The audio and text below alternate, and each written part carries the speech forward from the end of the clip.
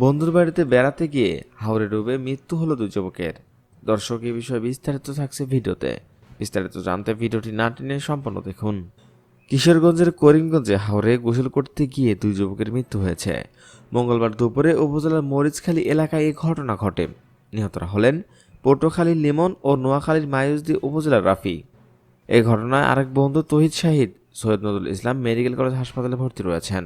স্থানীয়রা জানান, কিশোরগঞ্জের করিমগঞ্জ উপজেলার মরিচখালী এলাকার বন্ধু তৌফিকের বিয়েতে বেড়াতে এসে লিমন ও রাফু মঙ্গলবার দুপুরে গোসল করতে বাড়ির পাশে হাওরে নেমে তলিয়ে যান। পরে তাদেরকে উদ্ধার করে শহীদ নজরুল ইসলাম মেডিকেল কলেজ হাসপাতালে নিয়ে যাওয়ার পর চিকিৎসক তাদেরকে মৃত ঘোষণা করেন।